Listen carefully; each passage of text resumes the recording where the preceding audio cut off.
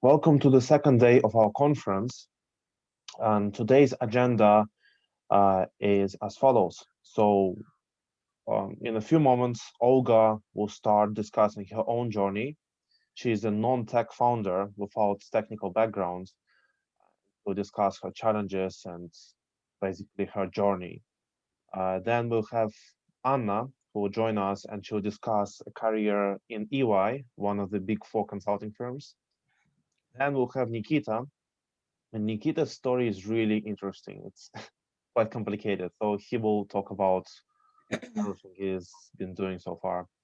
Then Nikita is then joined by Vlad, and Vlad will talk about his tech background and how it worked out for him. And we're joined by Sasha, and Sasha will talk about sales and marketing pathway. Then we'll finish up with the Q&A session when you'll be asking us questions. You can ask them on YouTube, you can email us, and then that's pretty much it. So, Olga, are you ready? Yes. Okay, fired up.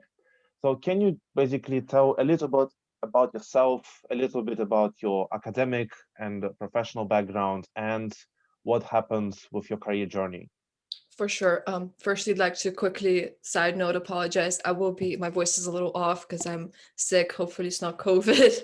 So if I start coughing or something, bear with me.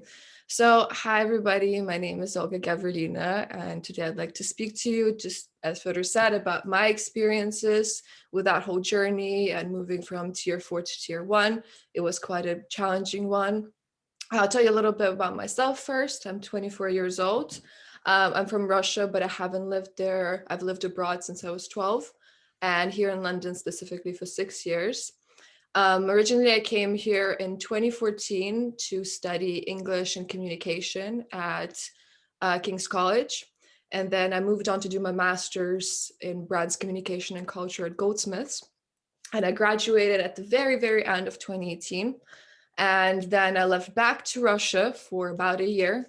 And in 2020, I finally returned back here to actually found my company, CoHBT. So firstly, I'll tell you a little bit about CoHBT, just a few words. CoHBT stands for Cohabit, the name which in retrospect made more sense because I was going to focus on the part of the business idea was to focus on co-working spaces and co-working events. Obviously, with the recent events that are happening in the world, we had to pivot and change in what it is now.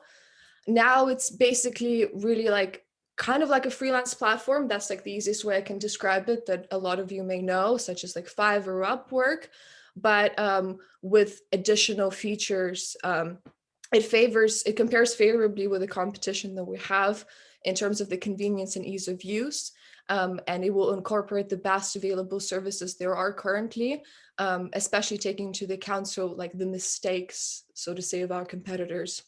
And that's like the first stage of the progress. And then the second stage, we want to transform into the platform, into a convenient ecosystem that unites startups and freelancers, and offers a wide range of opportunities for both, based on the proposals made by our clients.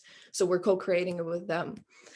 So I would like to move on to talk about my experiences. I guess that's like the logical part of it would be and learning experiences, which I had with the application process and transitioning from graduating to where I am now.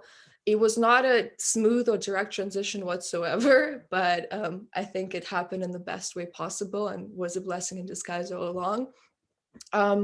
When I was coming up close to my graduation, I had a lot for a while. I had a lot of like entrepreneurial ideas brewing in my head, but I never thought that they would be an option for me, just because I did not study anything to do with entrepreneurship or business management. At the time, I was convinced that the only way I'd be able to start a business was to invest £50,000, I think it was, into the idea. I had no clue that they changed the visas pretty recently and launched the startup one. So in general, I was making just a lot of excuses for myself why not to do this. And I was convinced, okay, I'll try. I want to stay in London. I will try and find a job.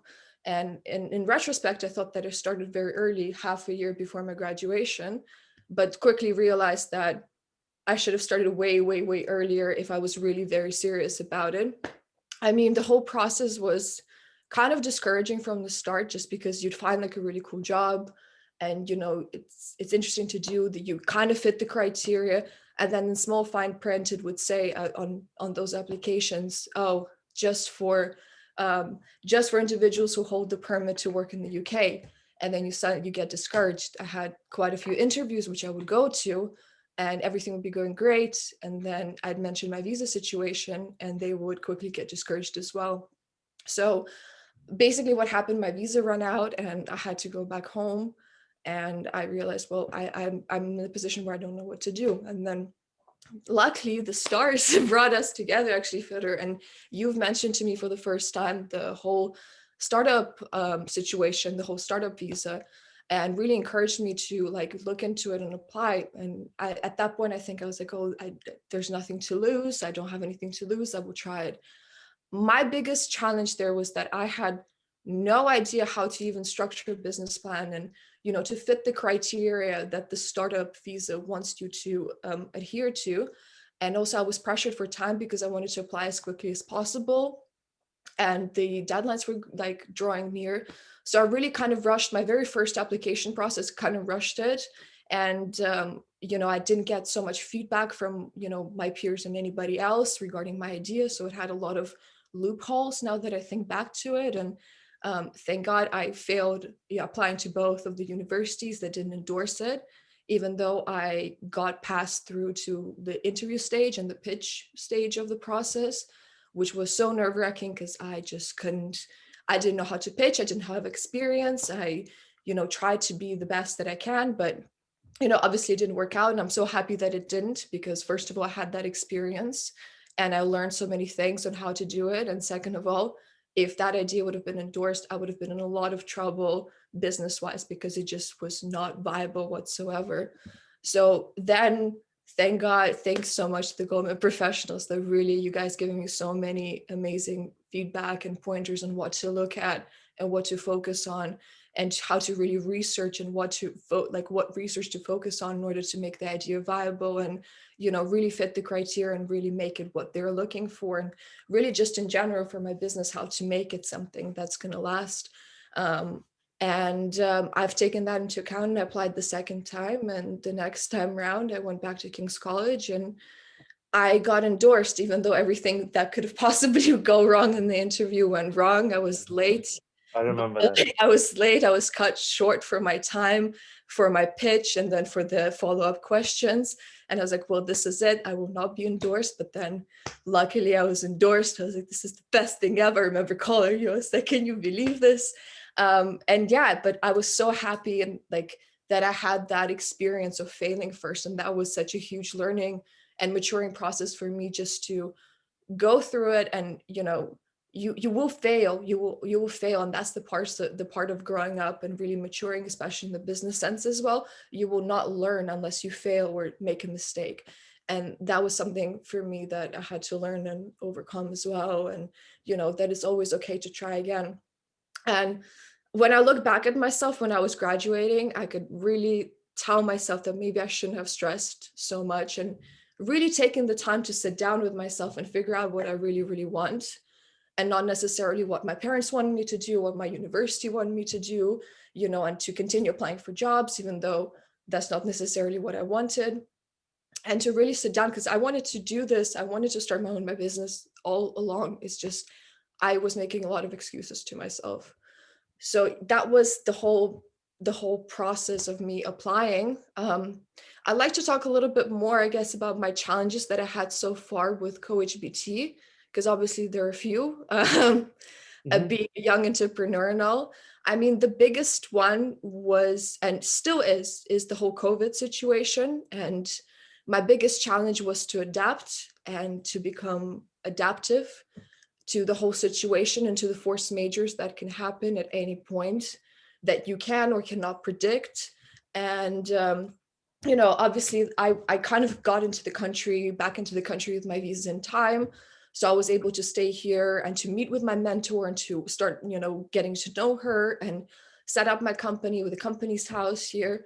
But quickly, we went into lockdown, the situation changed, and I quickly realized that I will have to change my idea, and have to start changing it. I would be on the phone with my tech development and would sign off on a lot of things. And then the next day, more news would come by, and then would have to call each other and be like, okay, scrap that. We need to think of something new because we can't do this anymore. So that was the biggest challenge, and still is that we live in the world now we have to become so adaptive to whatever is going to happen, whatever is going to take place. And the biggest thing for me is changing the idea, especially something that you've been babying for quite a while. It's hard, and you're like, I don't know if I'm going to come up with something better.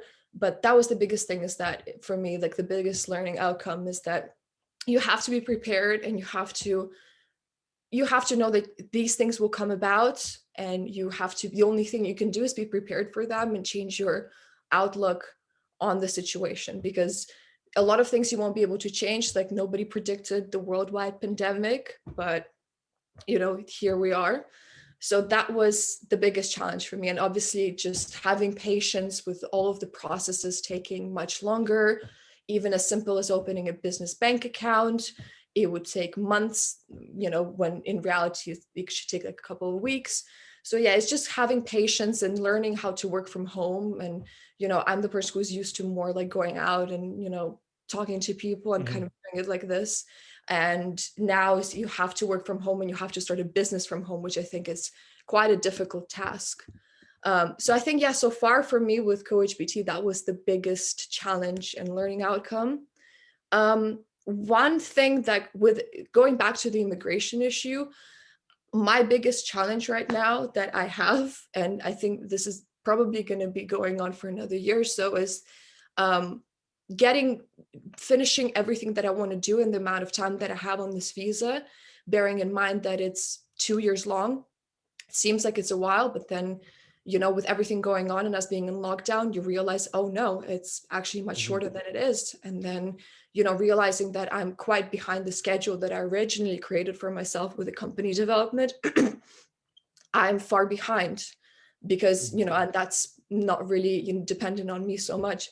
So my biggest concern is now really in the next few months, especially, to really sit down and figure out whether I'll be able to achieve what I set out to achieve in the amount of time that I have left, because I will need to make crucial decisions whether I want to move into the high entrepreneur visa, tier 1, I think it's still tier 1, or whether I have to think of plan B and find a job or if I want to stay here. So that's something for me that's quite a crucial thing that's hanging over the top of my head for a while, is to figure out something like this.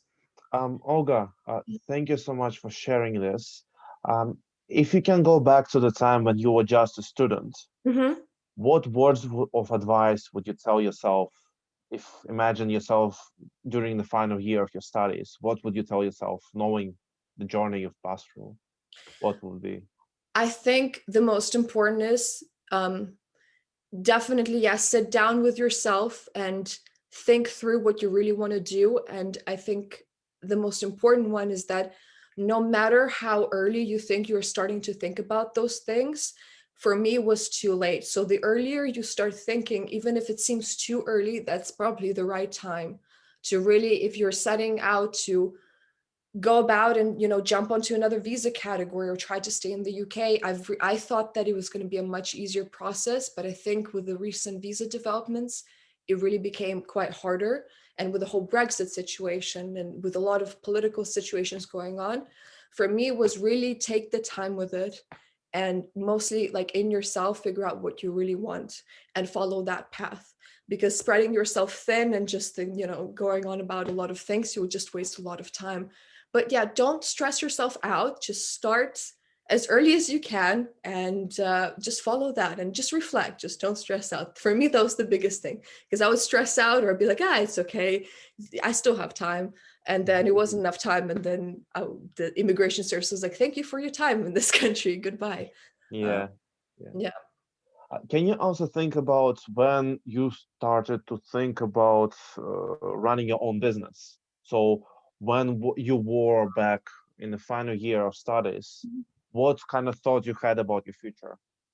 So for me at the time, I really either I was too scared to really leap into the unknown with it. And for me, I was so unaware if I'll be able to do that. I was making a lot of excuses, and I kept telling myself, I kept making a lot of excuses like, you don't have experience, this will never happen. You don't want to, where are you going to find the money? Where are you going to find this? So I started making a lot of excuses when in reality I ended up doing the opposite and leaping into the unknown and doing it and just figuring it out as I go. Um, so for me, yeah, that was the thing. I just made a lot of excuses when I really should have just listened to myself and really went with my gut. But yeah, I had quite a few ideas brewing, but I just didn't have the sort of the guts, so to say, to go about and do it. And until the situation got to the point where I was like, I don't have nothing to lose. I want to try this. If it fails, it fails, but whatever. So that's the point where I got to. And then I decided to do it at the end. Okay, okay. No, that's great. I think this transformation from being a student to being, not just a student anymore. I mean, we'll even learn all the time, I guess, as a startup journey. Mhm. You learn from your mistakes over and over again, and without mistakes, you can't be a startup. Exactly. Yeah, this transformation is great. Can you tell me a little bit, maybe, how the lifestyle changed for you in terms of, you know, when you were students during the transition period, Mhm. and now when you have your own startup, and I guess you also work part-time, is that right? Yes, I work part-time. Actually, like I have like 3 jobs together with the business. It's a bit overwhelming at times, but I think it's really good because it disciplines me. And I'm personally, I mean, to answer your question, when I was uni as well, discipline and really motivating myself to do something was always hard. And I think that so many people struggle with it. I mean, just knowing my friends, everybody struggles with it. In university, you do it because you have to submit a paper because you meet their deadline. It's outside forces that are, you're paying for your education. You need to do this. But with that transition, I realized that and I really, at the time when I was studying, I was like, I just want to end my studies. I want to work. It's going to be so much better. But I realized it's so much harder. And now I kind of do miss sometimes the university days, is because you have to, especially being an entrepreneur, you have to motivate yourself. And there are days when you like, and especially when you work from home and you're by yourself, I personally go through those little freak out moments where like, that's it, like, you're not good. This is not going well, and you have to really sit down and motivate yourself like, no, this is fine, we're okay, let's move on, we can do this. So it's just having this pep talk and that discipline of, yeah, you don't have, nobody's like coming to wake you up there, you don't have a lecture, you don't have a set time, but you have to discipline yourself and creating a routine for yourself to, okay, I'm going to wake up, I'm going to do this, making lists and schedules for yourself. That was like a hard part of it all, is disciplining yourself. So that's why I'm kind of happy I work as a marketing consultant for another company, which is actually called The Hive. And they're actually very interesting because they do quite a similar thing that I'm doing, but B2B. I took this, even though like they're not paying me or anything, but I took this job opportunity because I can learn so much from them. They're also young, but they've already Mhm. reached a lot of milestones and they're operating. And for me, I thought this is a great opportunity because I can see how they work. And they've actually offered to help me with any advice, that I have, that they could give me. So I think it's a really great opportunity. And I work part-time at like a fashion boutique. But that's just for pocket money. But it's good. It's good. It's busy, but then you're really forced into like really separating and prioritizing your time. And I think that was a very crucial thing for me to learn. Mhm. Um, Dear attendees, I'm not sure if Olga can make it for the Q&A session. So Mhm. if you have any burning questions, it's best if you message them now Yeah. within the next few minutes so we can answer them. Thank Speak you. now or remain silent. Yeah. All right. Well, I'll monitor if there are any questions in the YouTube, but Or I'll start. in the meantime, can you think of something else what kind of other words of advice would you have told yourself back then? Or maybe not yourself, maybe if you think about your friends back then, what kind of things would have made it better for them in terms of the transition, in terms of not just the visa, not just business, but just transitioning from the university to the professional world? Right. I think I have something. I mean, it's a very cliche, and I think a lot of it's much easier said than done. But like just from thinking back to the conversations that I had with my friends, um, and a lot of them were international students, is that everybody was scared, and that's return to visa. Everybody's like, I don't know where I'm going. Like, do I go back home? Do I stay here? What do I do? And and you're kind of like in this limbo of like you're a little bit lost, and it's very hard to come out of it, especially transitioning into, like, I know quite a few people who haven't had the work experience yet at the very end of their studies.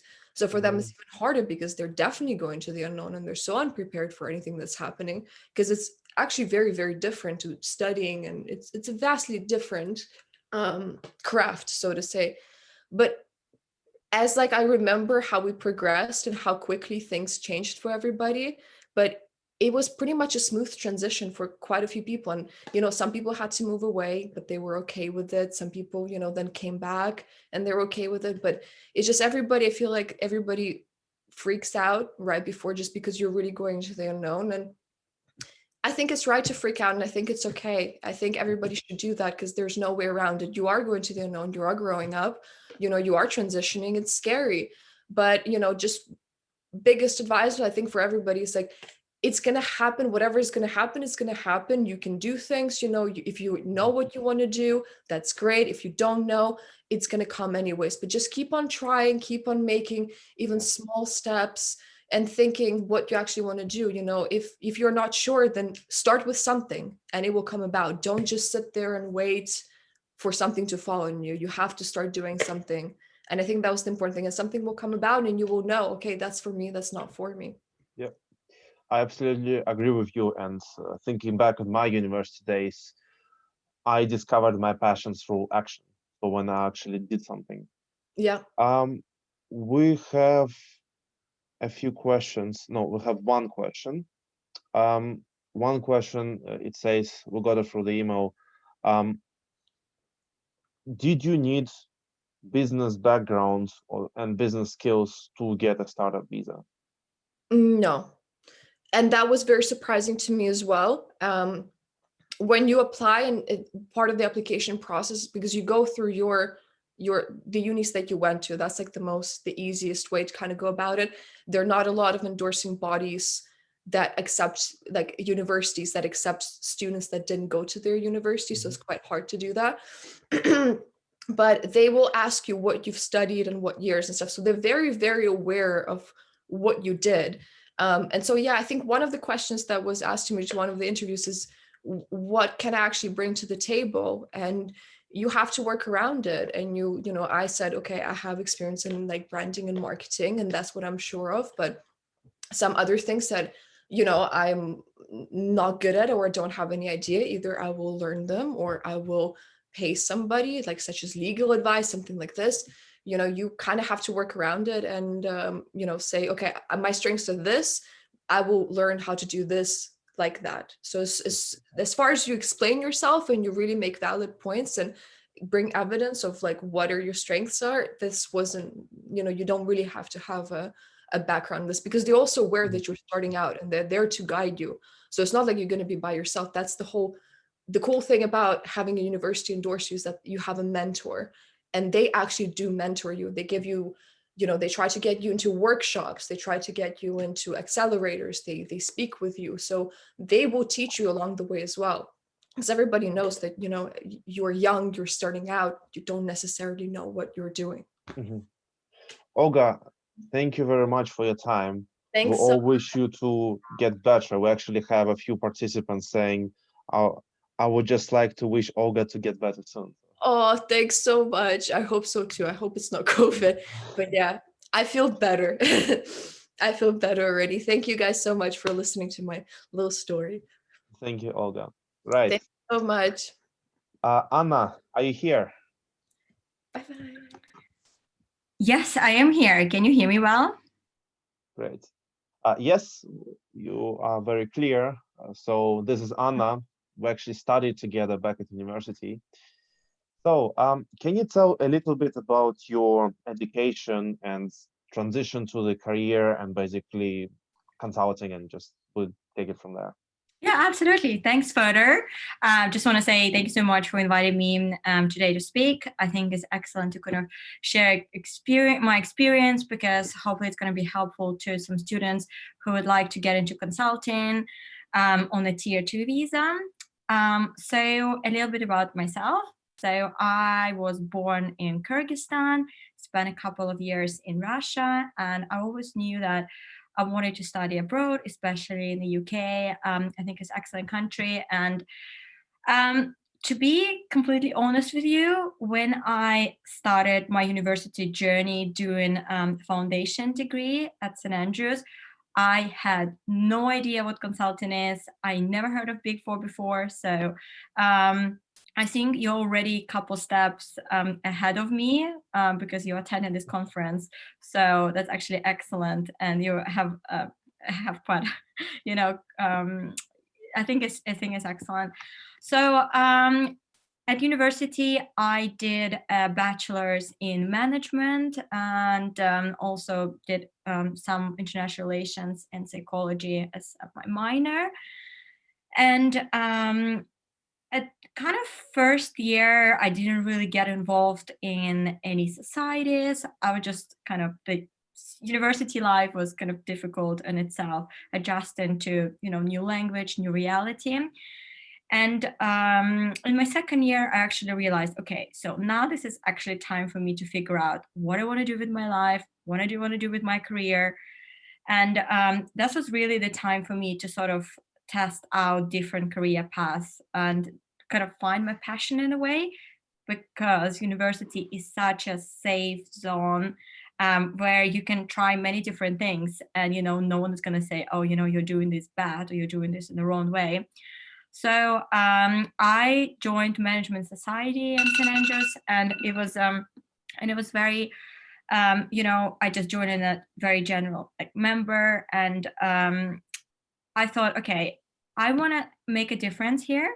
And sometime I transitioned to a vice president role, and thought, okay, so this is a cool way for me to actually build relationship with a lot of consulting companies, because they were sponsoring our society. And also, I was a member at the Investment Society of St. Andrews, and I just realized, actually, after doing an internship in finance, I thought maybe this is not the right career path for me. Then kind of next thing on my list was, okay, maybe I should try consulting. It's such a buzzword. Everyone is speaking about it. Like, everyone is like, oh, consulting is this, consulting is that. So I thought, okay, I'm going to test it. So I joined a student-run consultancy business that was helping local clients with their problems. It was like non-for-profit, so I was kind of doing it part-time. And then I realized that consulting is a big passion of mine for a number of reasons. I can talk about sort of pros and cons about consulting later on. And here, my first advice is start thinking about what you want to do early on, because I realized that a lot of doors were closed for me, because I didn't do some internship, I didn't do sprint insights, I didn't do any of that stuff. So it actually put a lot of stress on me my final year, to compete with those people who were 10 steps ahead of me. They knew what the visa types are. They already got some advice from very experienced people, and they already did their internship, so they had relationship with the company, they already had their offer. And I was like, oh my god, it's actually a lot of things to figure out. So my first advice is to try out as many things as possible at university, and try to find your passion, because you don't want to end up going to consulting and thinking, oh, actually I really hate it. And that's kind of number one advice. Second advice is to apply as early as possible. So for every day that you wait to, change your CV, change your resume, there are like 300 people already applied for exactly same job. So even if the deadline is, in March, it doesn't mean that, you have to wait until that time. The better the earlier, sort of first come, first serve. And I applied to quite a lot of companies actually, and maybe about like 20. So all Big 4, some other consultancies. And I would say that the process is not difficult. You just need to be very organized with yourself, very disciplined, know the process exactly. So this is step number 1, and really practice, because practice makes perfect. Like I've seen so many excellent candidates not getting the job just because their resume was wrong, or they didn't practice their psychometric tests. It's not really it's a lot of luck in there. Recruiters only have maybe 30 seconds to look at your cover letter, your resume. So you really need to make sure it's structured in a right way. Your cover letter is straight to the point, to make sure your application stands out. And I joined EY Technology Transformation Practice in September 2017, actually in the Edinburgh office. And funny enough, my first project was robotics, and this is exactly what I did my partner interview presentation on. So that's interesting that they kind of noted it down, like my passion for tech, and kind of assigned me, staffed me on that project. And like my world has changed upside down, because consulting is like, I can definitely say for sure, not a single day is the same. You always have like new challenges, even though you're working on the same client for like 3 years. Like it's every single day is you learn something new. So I can definitely say that consulting has a very steep curve, learning curve. And so I did about a year in Edinburgh and realized that actually a lot of cool projects are in London, and my friends and family were here. So it took me some time to transfer down to London, but that's another great thing about actually consultancies, and specifically about Big 4. They are so big. So, if you are interested in tax, in audit, in financial services, you can make it happen. You can apply to different sort of secondments. You can build your network. So that's one other good thing that I find in my time at EY, just over 3 years. I did 2 secondments. One was an audit and one was financial services. So they're super flexible about it. Everyone is very nice and approachable. So even if you apply to tech, it doesn't mean you're going to be doing tech for the rest of your life. Like you can speak to a partner in another like sector and be like, hey, I'm interested. Do you wanna staff me on a project? And like they're super approachable and nice about it actually. And I guess a bit about kind of consulting lifestyle. So there are a lot of tell about your Instagram. Okay, my Instagram. So a lot of students been reaching out asking, hey, how is consulting? I read that you like fly business class to Dubai every day, or like every weekend, or not weekend, every like Monday for a client project, like, myths like that, or you're working until 12 a.m. every day. Like there are a lot of myths out there on the internet. So I thought, okay, maybe this is time for me to start my account and actually tell people kind of my honest view about how to get into consulting, what consulting is about, like, and just to kind of be honest about it, because, a lot of companies say we are flexible, we are like diverse, we are this, we are that, but in reality, that might not be the case. So I just want to give a very honest opinion. So if you have any questions, about anything consulting related or non-consulting related, just DM me on Instagram. It's Big4 Consulting. I've added the link to the chat. Awesome. To the YouTube. Thank you so much. Thank you, Fedor. Great. Well, I think it's been a journey. We're trying to pick here kind of the main idea is giving advice. So thinking back when you were a graduate, thinking back when you were penultimate year. Of course, there are summer internships. Of course, there are all these programs.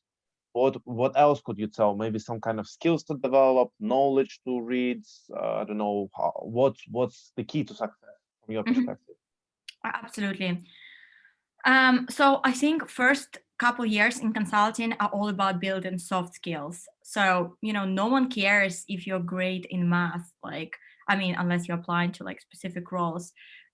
Most things employers care about are your presentation skills, your networking, the way you present yourselves, like your, elevator pitch, or even like you're going to have to present a lot to your clients. So if you want to be successful in consulting, and if you want your career to progress very well, and very quick, because you can stuck at a certain level for 10 years because you just haven't, you're behind those people who you've been working on those skills since university. So I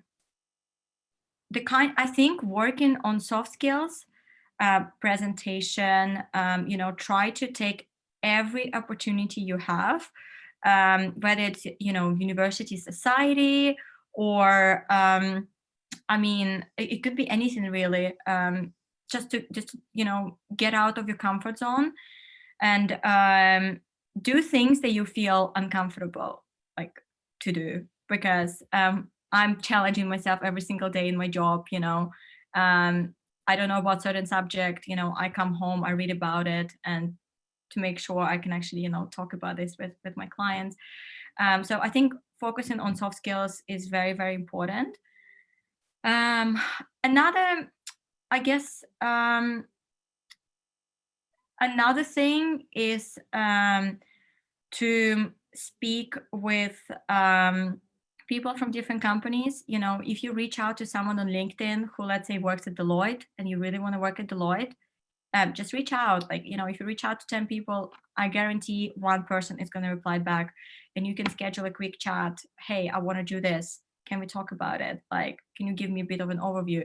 Because what you don't want to do, unfortunately, our hands are a bit tied if you're on your tier 2 visa. So you kind of have to stick with a company for at least some time, because it's not like you're going to be, changing jobs every couple months because you don't like it. So you're kind of making more or less a commitment here.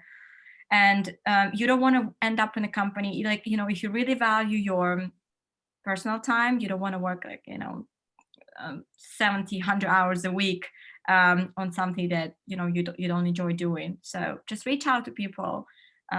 Everyone is very, very, very supportive, and if you need someone, I can put you in touch with people in different firms, and they're going to be more than happy to help you. I think I have actually a question. So thinking about back at university, so our university is St. Andrews. It is prestigious, but it is very remote. It's a village in the middle of nowhere. 100%. So our attendees today, they come from London, but they also come from more remote places like St. Andrews. What would be your advice to them in terms of professional growth? What can they do? I mean, now it's COVID, but obviously it will be over, hopefully sometime soon. What would be also your advice apart from the soft skills in terms of events maybe, or? Definitely, St. Andrews is super remote, and if you're in London, you can definitely get a part-time job in consulting, do a couple hours every day or every week, already building those skills and very solid resume.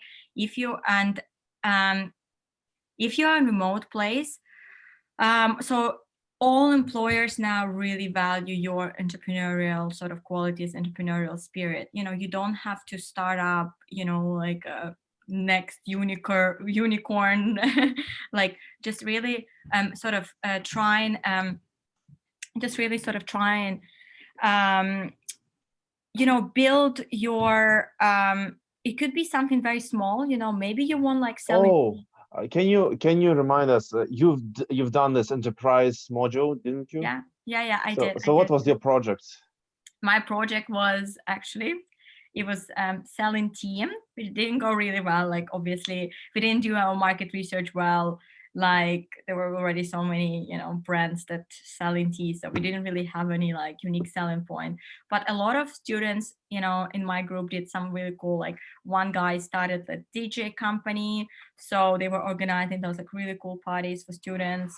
Like, so exactly, it doesn't really have to be like something out of this world. Like, even if it's something really small, employers are gonna love it. Like, as soon as you put a founder on your resume, like it's gonna give you a lot of advantage ahead of your sort of competition. Mm-hmm. That's great, Anna.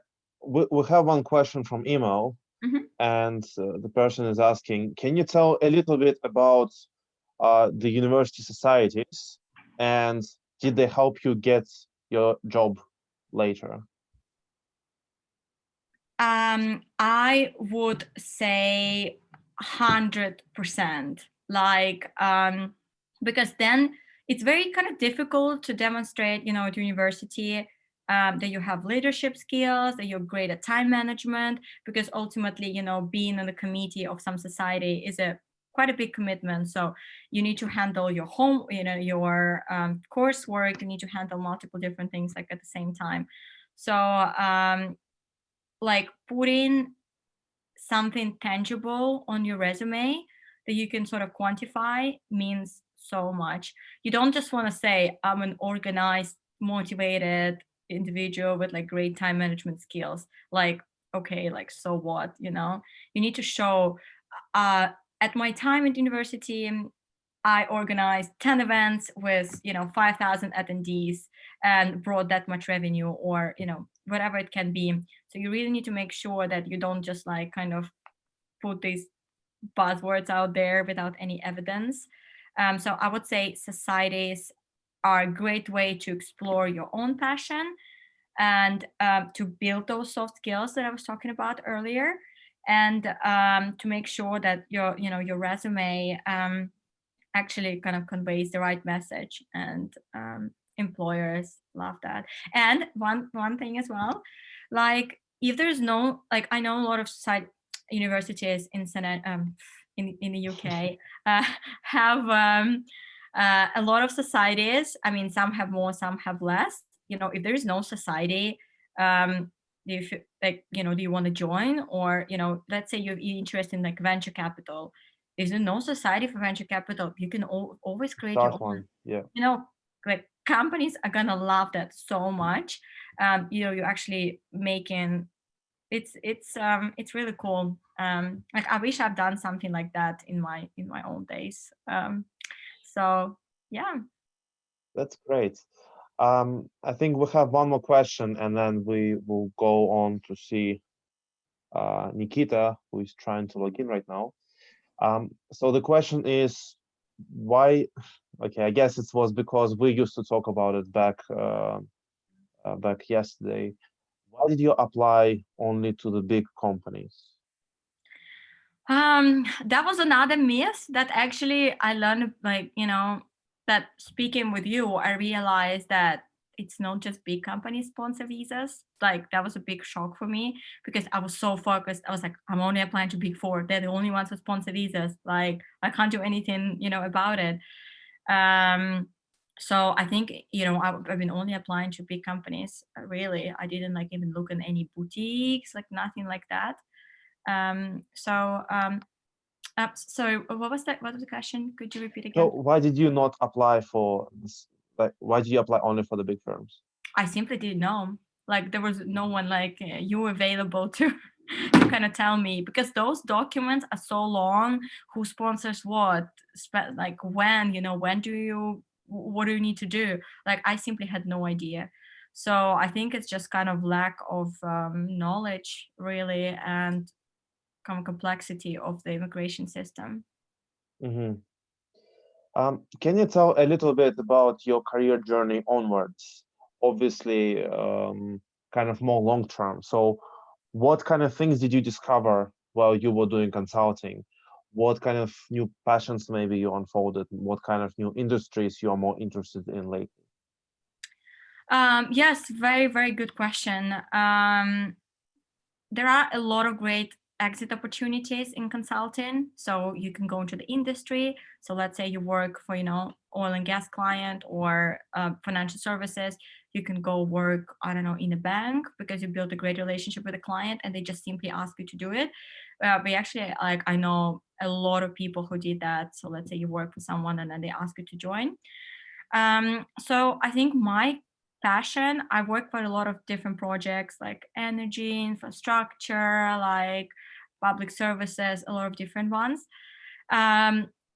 Big passion of mine outside of work is financial services, or maybe like alternative investments. I've been doing quite a lot of projects for those clients. So actually now I'm trying to transfer to another team at EY that helps companies with their due diligence when they do a deal. So, coming with a, idea that I'm going to do tech consulting, I'm now leaning in a completely different direction. So kind of long-term goal. I want to stay in consulting, for at least a couple of years and build solid expertise. And then who knows, ideally, of course, like somewhere maybe become a partner or exit, go to the industry. Time will show. But yeah, just kind of keep working on my professional development and my knowledge. Keep That's developing. great. That's really great to hear. I think one key takeaway is that the more you start doing things back at university, at work, wherever, the more opportunities you see for yourself. And Absolutely. yeah, and I remember another thing is it's a little bit of a key theme for a few speakers today as well. We all have something to do with uh, finances, the financial industry, in terms of our initial aspirations. But from my perspective, finance is has a little bit too much competition to get into directly. So potentially you may want to look beyond that. You may look around. You may think about, for example, consulting. I think it's great. Like you learn much more from my perspective. You may look elsewhere, like not just financial services, fintech startups, or you can go alternative finance as well. All right, Nikita, welcome. Are you here? Yeah, I am here. Okay. Great.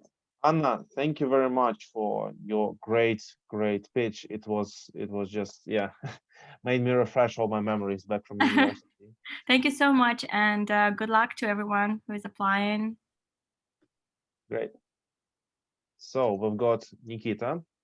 Welcome. Hello, everyone. Can you tell a little bit about your background? I guess we'll focus on your journey because it's quite interesting. Another word for complicated.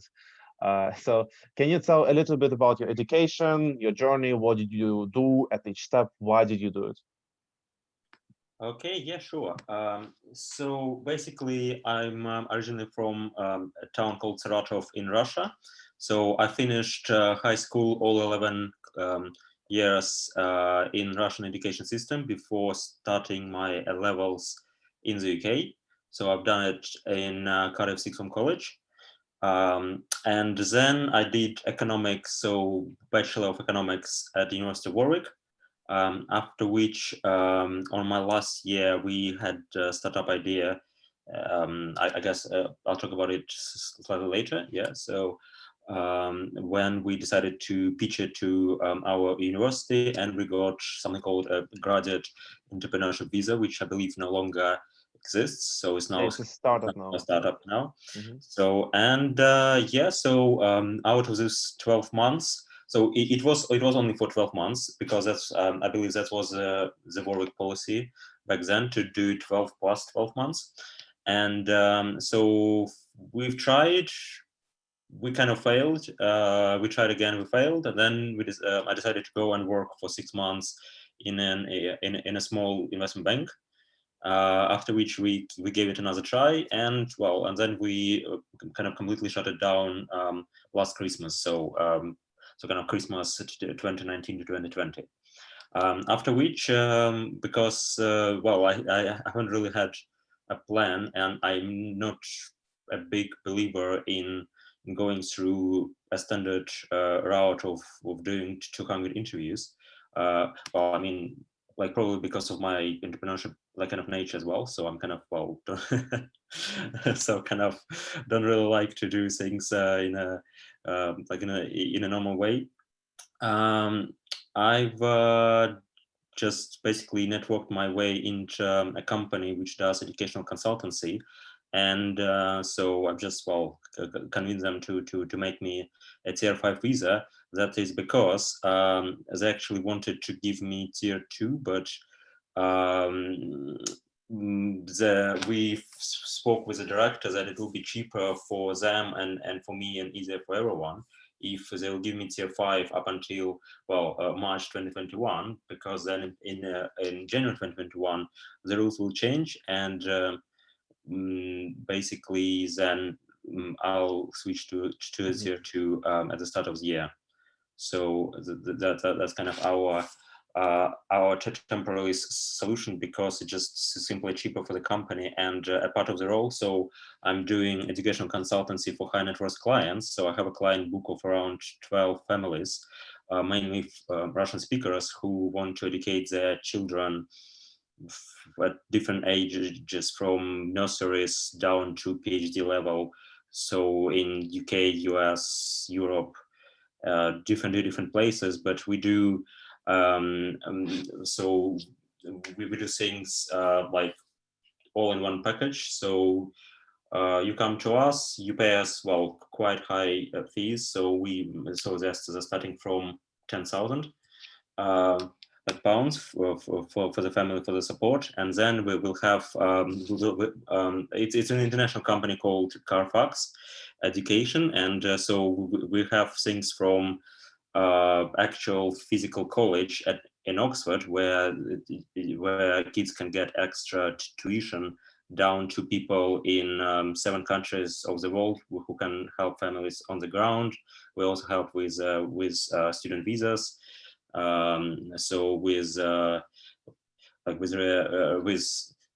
relocation from point A to point B, basically it's a hassle-free service for the high net worth families. So it's like full support key turn solutions.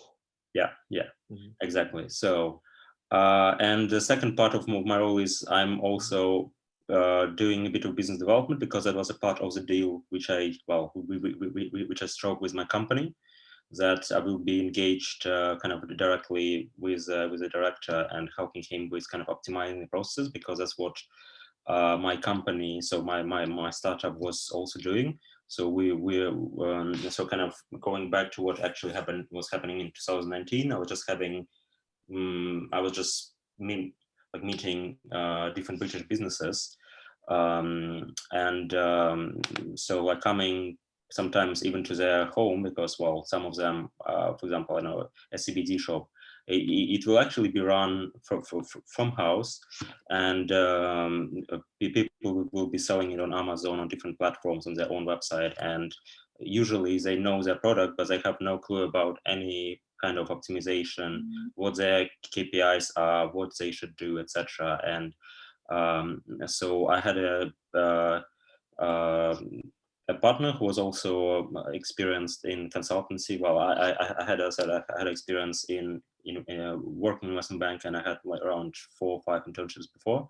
So I'm kind of I can say I know what I'm doing. So, and also from a perspective of trying to run my own company before that. So that's why we were again kind of taking about 5-10K for our services, and we'll just spend like maybe a month together with the business, helping them to establish and kind of improve their KPIs. So that's what I'm also doing for the Carfax at the moment, as it's kind of my second role. So if Mhm. like all these dots like can be connected like together. So Can you tell a little bit? I mean, you had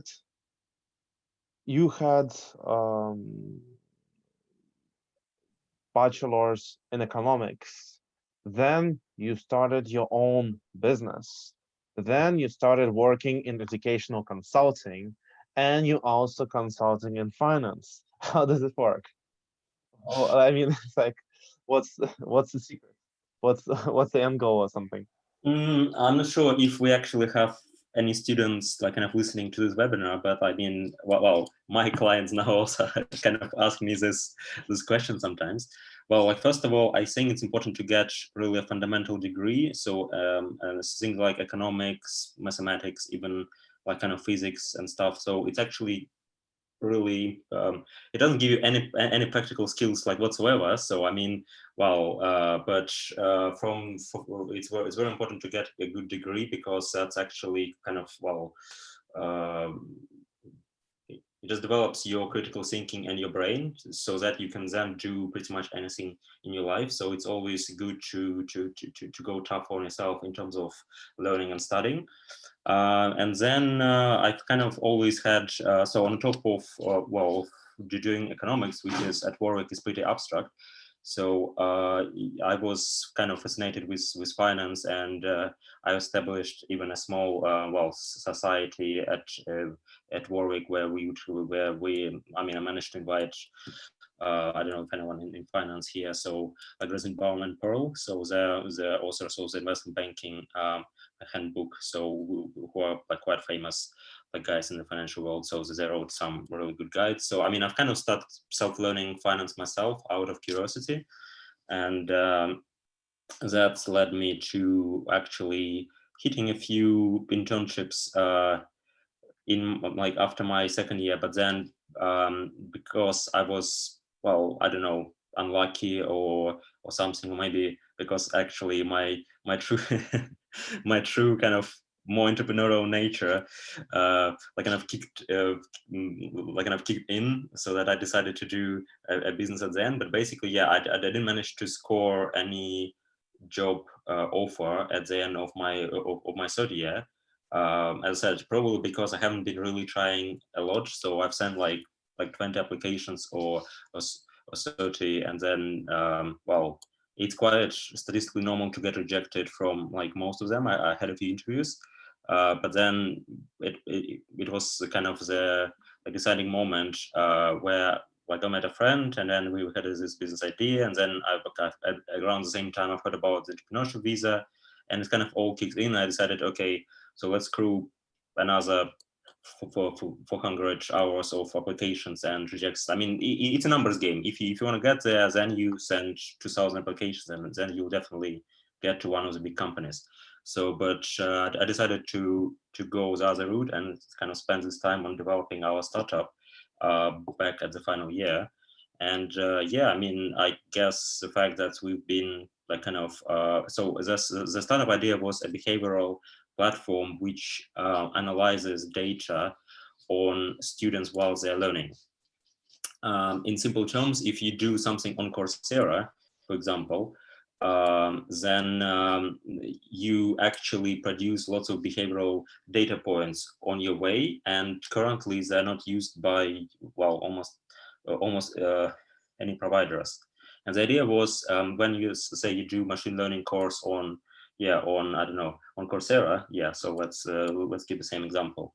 At the end, you will get a certificate from Coursera saying, okay, you know machine learning, but also you will get through the API, well, you can get our certificate, which would say, oh, this guy actually behaviorally, he is more suited to work in a flexible teams. He's okay with working at nights, but he's not as a morning person. Sorry to interrupt. API, it's basically how different software systems interact and share data between each other.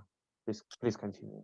Yeah. So, and basically, the idea was to have this kind of automated certificate, which and the idea is why we were how we were pitching it to HR companies is that, okay, yeah, you can take one of these behavioral tests and give it to a prospective kind of candidate, but then he will be under exam conditions, and anything which is done under exam conditions, certain people do better or worse. They can prepare. Some people have money, but some people know how to cheat, etc., etc. I mean, well, it's life. If you have a test, then there's always a way to, well, to kind of slightly cheat or, well, significantly cheat the system in a way. But if you are focused on actually learning something, so, and your focus is fundamentally on learning new skill, and you know that you assessed on how you learn new skill, then the behavioral data points which you drop on the way are actually more true to your actual nature. And things like, oh, how you split your workload, do you log in the last like 5 hours before the deadline and push things really well, or you split it across the way. So like kind of behavioral points like this are actually really important and are actually very well observed whilst like person is learning. So yeah, it didn't work out for multiple reasons, as I mentioned, just, well, because I guess the choice of business partner wasn't so great. I mean, it's like written in all books that you probably shouldn't be doing the business with a friend, with a really close friend, and there is quite a lot of truth in it, because, well, you can't really be. I mean, I was a CEO, so who is responsible on actually kind of pushing things through, and my partner, who actually had a 50% as well, so he was a CTO, so he was actually the developer. So I would say, in short, I mean, I don't know if that's should be inside the scope of this Zoom meeting or not. I mean, I can talk about this for for a few hours, so quite easily. But yeah, so to kind of just to summarize it, probably like read like books like From Zero to One, and like whatever the main kind of startup books which you'll find in the top recommendation on Google, because they'll say like, don't do business with a friend, like with a close, and we were even kind of living together, so like to the extent we're sharing flats, because you can't argue and push things, and business is all about kind of pushing things through at the end of the days. So don't do like kind of 50-50 with a developer, because developer should always have maximum 10, 15, whatever percent. I mean, if you look at Facebook, whatever, any things, because it's about like creating something, but kind of developing the ideas. So kind of handling all the hustle of meeting with investors, with clients, with, so all the headache is what's well, what you should kind of handle as a founder, as a CEO, and that's why. So you should also have and you should also have this ability to kind of, I don't know, like hit the hand, like, and say, okay, yeah, we need beta by tomorrow. We need this to be done by this date. And I mean, yeah, we've kind of failed to because of continuous kind of improvement and so on and so forth, and continuous arguing with a friend. We kind of were really slow with implementing new updates and stuff. So, but yeah, again, like, please stop me at some point. Okay. I can talk. I can talk about mistakes which we have done for a long time. Right. Let's shift the focus a little bit towards when you were starting everything, and think about what words of wisdom would you tell back then to yourself when you were a student, when you were graduating, and think about maybe knowledge about what makes you getting hired, running a business, figuring out life, and maybe the visa questions which you had back then. I mean, I would say, like, really kind of listen to yourself. That's not something what you do often these days. I mean, with those, I don't know, like, we watched a social like dilemma on Netflix last night with friends, and yeah, so we're kind of really living in the world where we've been kind of continuously push information. Oh, you need to go, you need to do this, you need to do internship, you need to do like lots of things, and everyone around you is successful, etc. Well, that's all fake, but it's all on the surface.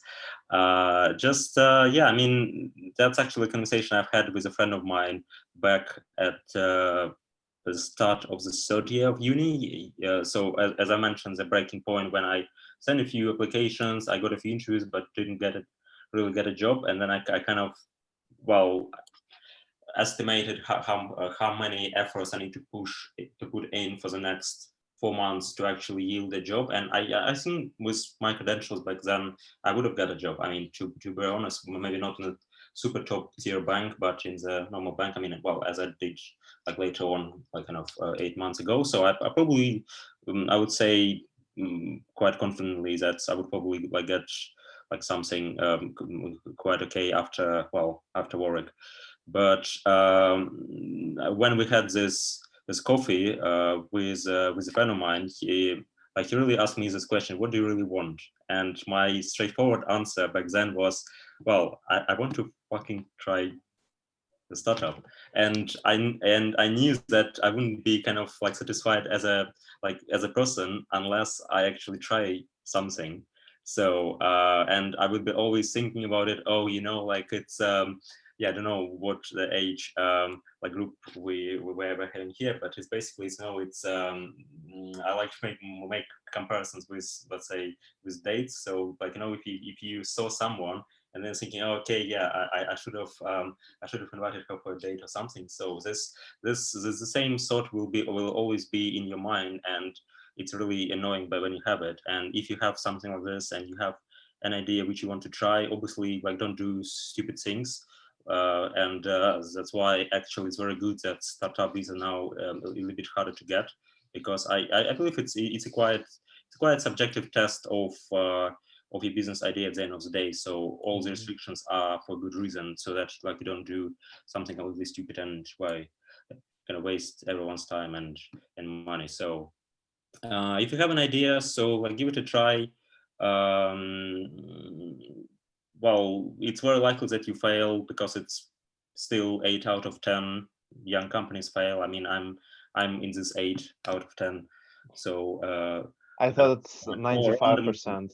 Huh? Not, I thought it's 95%. 95. So I'm one of the 95%. But well, looking back over the last 2 years since my graduation, I mean, I don't think I would have done anything differently. So it was a completely amazing experience. So I'm really happy that I had it. I will definitely would not be satisfied, like kind of mentally, if I wouldn't tried it. And I know. So you and I think the other thing you need to remember. I think most listeners to this webinar are probably around in their 20s. Life expectancy these days is at least 60, 70, 80 years old, okay? So you definitely lived less than a quarter of your life, and definitely less than even a third of your so-called productive life. So I'll say half. So we still have, and it's completely normal if you look, I don't know, if you ask your mom, dad, your older friends, etc., it's completely normal for people to do something after uni for, let's say, 5-6 years, and then go do masters or MBA or whatever, and change the industry like 180 degrees, and start doing something in their 30s, and then change things again 180 degrees and something in their 40s. So kind of, it's you can think about it, your life as a kind of roughly 10 years marathons, so of focusing on something, and it's completely normal for people to switch and try different things. And you have like maybe around 4 different jobs or kind of professions. I mean, it's very unlikely that well, it's very rare these days when, well, unless you're a doctor or a lawyer, even though I know quite a few doctors and lawyers who after, let's say, 10 or 20 years, they switch completely to well, to like journalism, and we became really good journalists after this for the next 10 or 20 years. So it's completely fine to try, and that's why it's very important to listen to yourself, like have a coffee or a drink with your friend, and really kind of chill and think what you really want. And actually your KPI after uni, so your personal KPI should be about how many hours do you do anything. So I would say between 20 and 30, you can even put a thing on your phone, and I mean that's what I've been doing. So you have 8 hours of sleep, and then you have 16 hours of doing something. If you can, if you can't think how you can productively use the 16 hours to learn to grow yourself and to do something, then you probably need to go and to find a job where pretty much the whole idea of working for someone is that they create hustle for you. So for 16 hours. So, and it's completely fine if you can't create hustle and clients for yourself yet. So you just go and work for 5-10 years. And once you find something, or if you know something now and you can keep yourself kind of busy for 16 hours, then yes, then just go into startup. And just a moment, 16 hours. 16, yeah. Sorry. A day. Well, minus sleep, minus things, but yeah, no, I mean, at some stages, I mean, at the peak, we were coming to the office, so we had a lovely office at bank. Oh yeah, if anyone is thinking of that offices in London are expensive, that's bullshit. Sorry for my language, it's cheaper than flats. You can get a 4-man office for less than £1,000 at the bank station quite easily. So, but yeah, we were actually coming at 9 and leaving. Obviously having lunch breaks and well, like not like working as crazy, but yeah, typically coming 9, leaving 1 a.m. So on the last DLR home, that was pretty normal. So for this day, so yeah, if you can keep yourself busy, then definitely go for it. If not, it's completely fine to seek some help by taking an employment in a sense for someone to kind of like mentor and so like lead you the way. Right. We're just waiting for Vlad to join. He will be joining in a minute now. While we're waiting for him, we have one question. Actually, we had a bunch of questions in the email, which are all relating to how did you get your entrepreneurship visa? Did you get help? And basically, well, in me knowing your story, your business actually would likely qualify for the startup visa. Startup visa, the big difference is before that, it used to be any kind of business idea. Now it has to be innovative, viable, scalable. So can you tell a little bit, like, was it difficult to get? Was it easy to get for you? Yeah, you're exactly right. I mean, I haven't really looked that deep into the new requirement for the startup visa, but yeah, no, it should. I mean, we had obviously quite a lot of elements of machine learning and things like this in our platform, so that's why it would definitely qualify. So, and I mean, I think it was good back then for when we were pitching it to Warwick to also have the things, not because they sound good, even though, yeah, if you should always in life think about your audience, and if you are if your audience is your seeking investors, then you need to make a really different presentation to whether you are seeking to get a visa. So because the people will if you're an investor will look at your pitch for the startup visa, they probably say it's complete bullshit and like won't even listen to you because, well, you're kind of, it's about hitting different kind of like goals and boxes at the end of the days, and like it's always like a tick boxing exercise. So that's why, yeah. Speaking of my experience, I would say it was completely different probably to what it is now, but Warwick back then required us to complete a business plan. So we wrote something like 20 pages of what we have already been doing for the last kind of 6 months. So we were kind of testing and so like as I mentioned, I had a society at Warwick which was a very nice playground for me to test kind of the minimum viable product. To actually, we were to speak very briefly about it. So this is in a society we were inviting speakers to educate of other students in the financial literacy, in how to build Excel models and stuff like this, so discount cash flows. So we were inviting speakers, and we were kind of doing group study sessions as a part of the society, and that's where we got the initial set of behavioral data to test well, our hypothesis and what actually can be observed while the person is studying something. So, and then we showed it to a few kind of friends of mine through the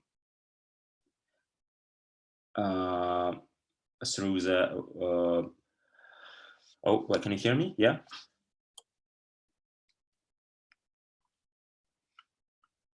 Hello.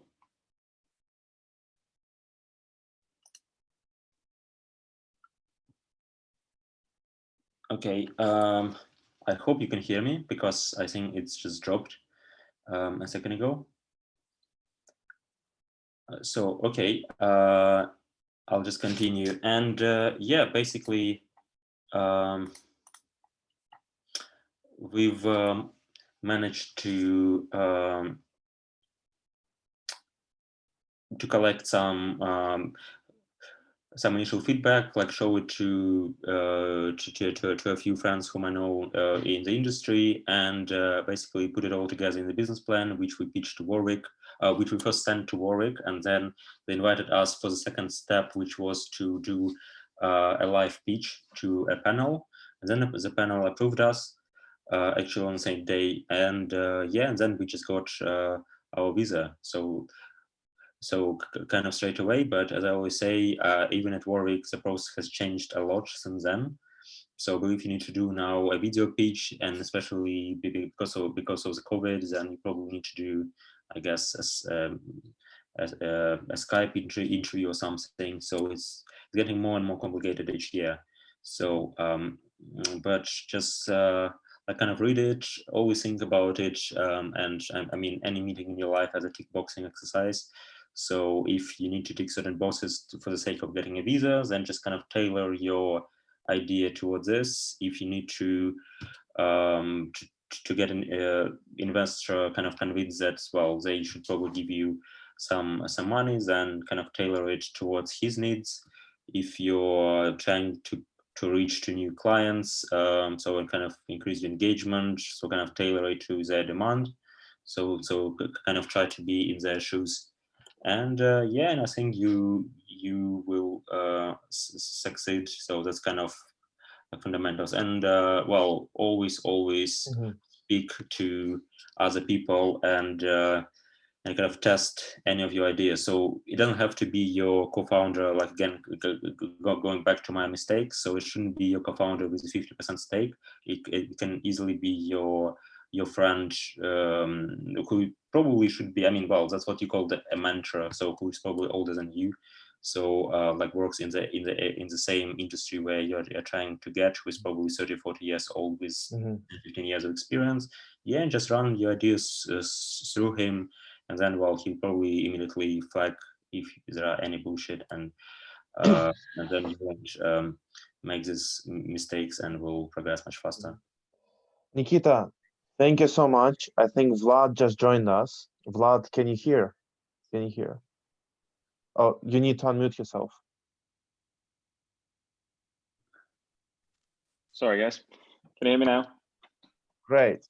So, Hi. Vlad now. So Vlad, can you tell a little bit about yourself? Can you tell about your experience? Yeah, sure. So, I mean, if we just go in a timeline, that would be probably easiest. So okay, let's start with your bachelor degree, yeah. and then what happened after that. Yeah, sure. So, okay, when I started my bachelor's degree, I was in the UK for about 2 years already. So I finished my A-levels here. Then I got my computer science degree, which I combined with, well, working in a startup and already sort of pursuing my career, which was great help to, you know, set myself on the ground and feel where I should be going. to get that sort of startup vibe into me. Really brilliant experience. We went into Techstars Accelerator, which is one of the world's leading accelerators for startups, with that first startup.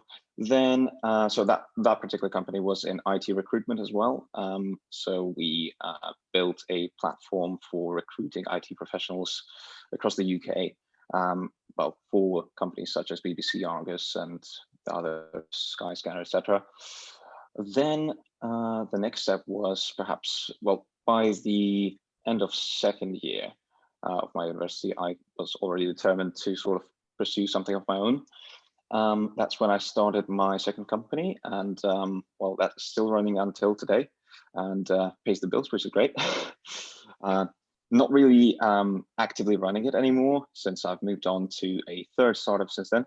But okay, that one was basically we built custom bespoke software for corporates, NHS, educational establishments across UK, et cetera, et cetera. So it's yeah, it was sort of somewhere in between, you know, my pathway. But then I really found myself when I started the next venture, which was a travel startup. So because I do love travel anyway, I said, you know what, it's way too much hassle for traveling. So what we do as a company is we take the hassle out of travel.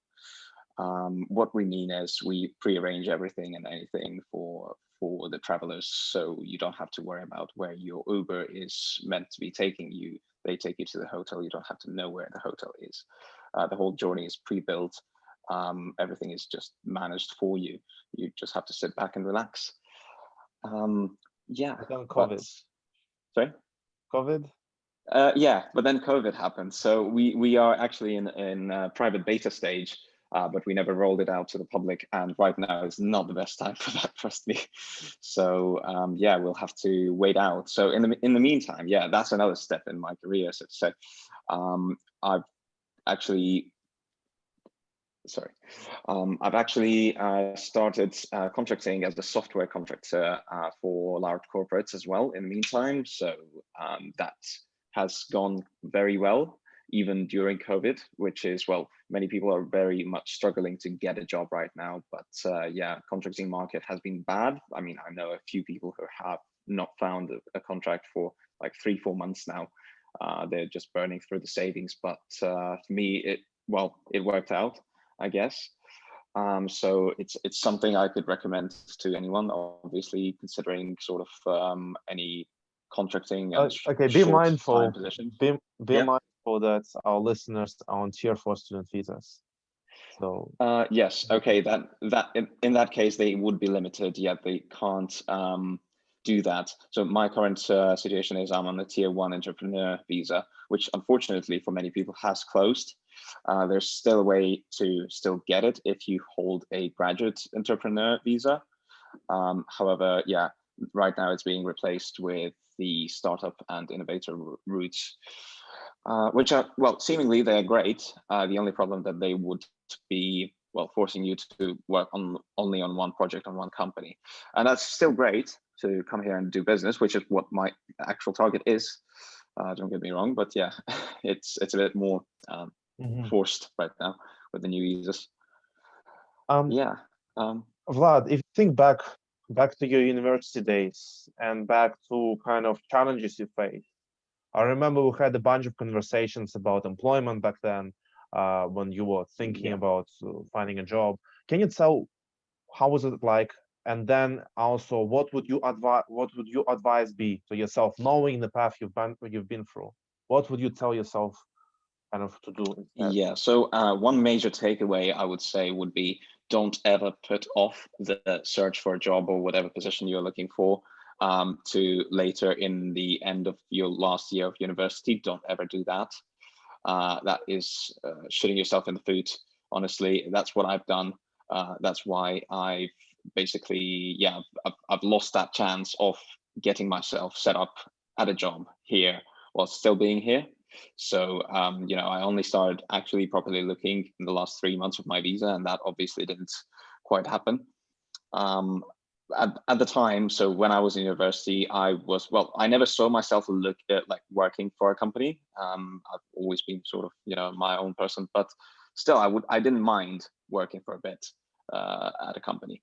And well, I would have done that, but the problem is most UK employers really struggle to, you struggle to find employers who have a tier 2 sponsor license and are willing to use it on you.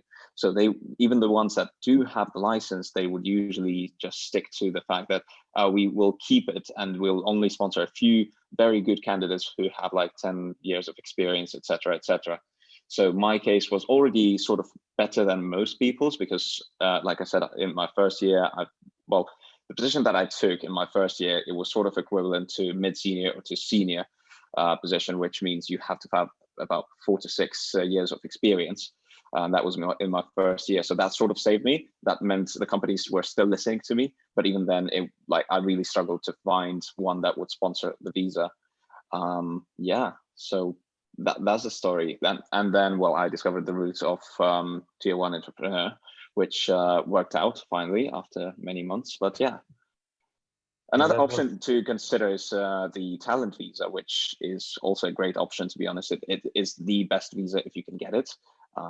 It gives you freedom. It gives you the rights to work for a company, the rights to work for yourself, do whatever you like, really. Just earn money, be profitable. Mm-hmm. All right, Vlad, we had a few questions. Yeah. Can you tell a little bit about the skills, the hard skills and the soft skills required to basically get where you are right now? Sure. I would say probably the most important one is know how to sell yourself and don't undervalue yourself. That is sort of the very primary one, because many people, especially after graduating from universities and while still at universities, they very much, they underestimate them. They stab themselves in the back by just saying, oh, I'm not there yet. I'm not at that level. I shouldn't be applying for that job because it pays, I don't know, 45K and I'm just a graduate. No, just go and apply. Everything's possible. In terms of the actual skills, you have to go out there and, prepare yourself. You have to be ready. Well, try working at a small company whilst you're in a university to get those skills up there. That will just, first of all, you'll be able to prove it by saying, well, I've worked with people before. One of the major skills that companies look at, and that's applicable both in software industry and any other ones, is teamwork. Can you work within a team? And if you don't show them the history of that, i.e. that you've worked during your studies, is really hard to prove. So people are very, even myself, because I hire for my companies and for other companies as well, actually. So whenever I'm looking at a candidate, I'm trying to understand whether they've actually had the proper experience working in a team. And it sounds very basic, but it's not, because it's about understanding the team members. It's about helping each other. It's also about being ready to take applicable criticism of your work or giving that to someone else, because that's the way we learn every day.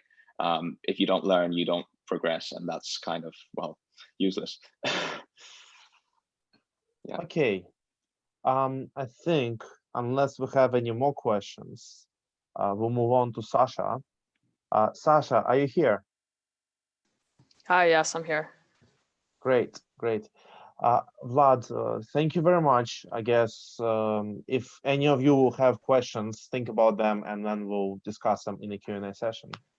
Sure, great. All right, Sasha, so let's talk about you. Tell us about, your educational background, experience, the whole transition thing, like what happened. Right, everything. Well, hi, I'm Sasha. I came to the UK from the US, and when I first moved here, I became keenly aware that my time here was limited, and it was a very new concept for me coming from the US, because we never really talked about visas or, using your job as your means to stay here. So that was a bit of a shock to 18-year-old me when I came here. And I came here wanting to study behavioral economics, and I studied with economics and psychology, and then I switched to psychology entirely. And at the end of my 4 years, I decided that I wanted to do a bit more of behavioral economics and behavioral insights. So I did a master's at LSE. And in between, I did an internship at Dun & Bradstreet, which is a data firm. And then starting in April, I started doing the job search, and I was very fortunate to find something that's sponsored. That's great. Can you tell a little bit about, well, basically you've been through this journey just now Yeah. on COVID, which is, I think, is a very special, thing to achieve. Can you tell what kind of things maybe help you on the way, knowledge, skills, something like this? What would be helpful for others to go through the same journey? Right. Well, I remember, for the majority of my time in studying in the UK, there was this preconceived notion that only the big companies sponsored. And I remember learning at the LSE Career Center, the only useful piece of advice they ever gave me really was that smaller companies do have the capacity to sponsor, and it's a good way to keep people, right? So they want to sponsor people, or they're generally inclined to want to sponsor because it's a good way to prevent high turnover rates in startup companies. So during COVID, I realized that many companies will be on hiring freezes. They won't be as open to hiring. So the ones that would be hiring, the ones that do have an upper advantage in this time would be something like tech companies. And so that's primarily what I focused in my recruitment. I focused in companies that I knew would be doing well now, that would be able to adapt, so innovative startups. And that's, worked out quite well for me because I couldn't really handle the tests of the Big 4 consulting firms anyway. So I was happy to stick with smaller companies during my recruitment. Can you tell a little bit about kind of sales and marketing? What's it like? What's it like starting a career there? Think about maybe back in the previous days when you were doing this, and what do you like about it?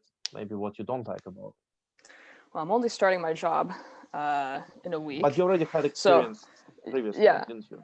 Well, let's see. I did an internship last summer, and that was one of the ways how I thought, that'd be a good way to get a sponsored job in the UK, was do an internship at a company, and then they will give me a role full time later after I finish my master's. But it wasn't really that good of a fit. I didn't really enjoy the work there, and I don't think it was a good cultural fit as well. So I kind of stopped that opportunity from going any further because I came to the point where I realized I would rather go back to the US than continue working for this company. And for sales and marketing, during my recruitment, I will be honest, I did struggle to find sales jobs that were willing to sponsor. That was just my experience. Marketing I found was a lot more receptive to the idea of sponsoring. I think because marketing is more broad, it's a bit more technical. You might need some kind of data analysis, and that's a specialized skill. That's something that companies would be more receptive towards sponsoring. That being said, the previous speaker, Vlad, had a very good point where he said that, during university, you should be doing kind of something to, should be doing some sort of work, something to add to your CV. Yeah, professional development. So in my time in university, I was running the business side of the student newspaper.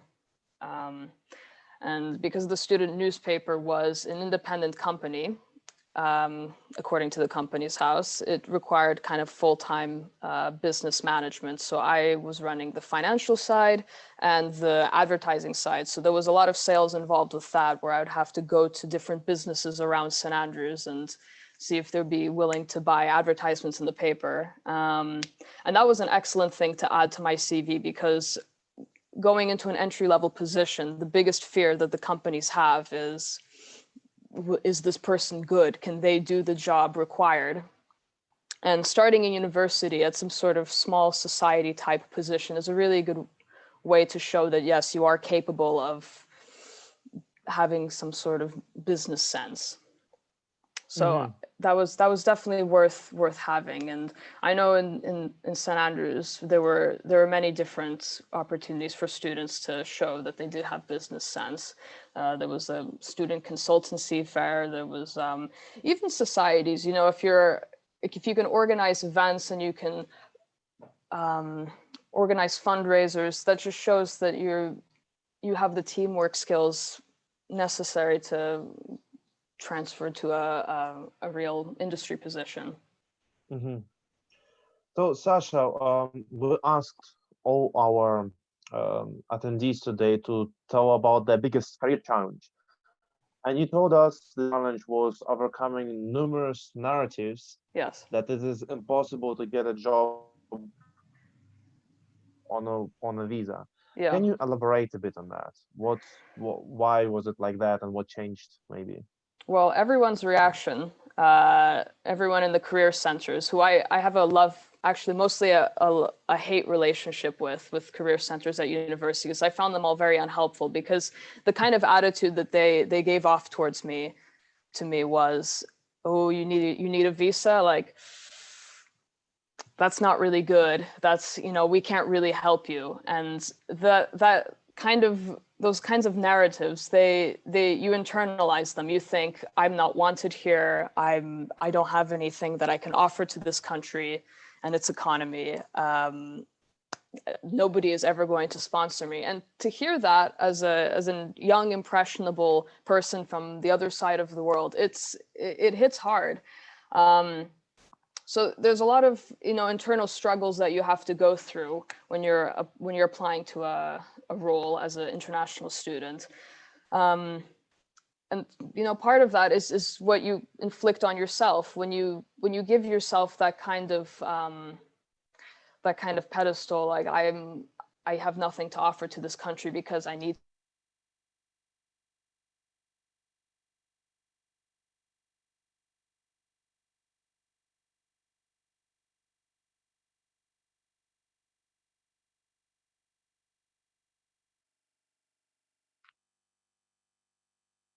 That they can't get a job here, but it's wholly untrue, because I mean.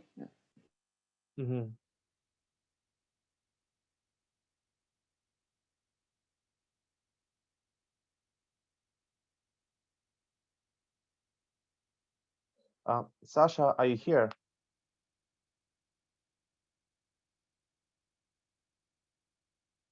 Sasha?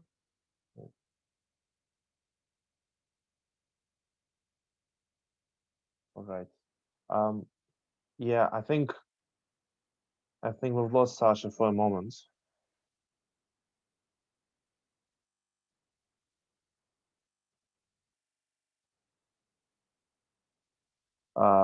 She'll join us in a second. Don't worry about that. Oh, Hi, apologies. Hi there. Happens. Internet cut out. All right. Yeah, today the internet is, well, yesterday was even worse. I've been cut out every half an hour. It was like nightmare. Oh my gosh. Yeah, it's not good, with everyone at home and using all of the internet, there's just not as much infrastructure to upkeep it all. But we were talking about the narratives and how, you internalize that kind of, the fact that the UK a few years ago under Theresa May was saying.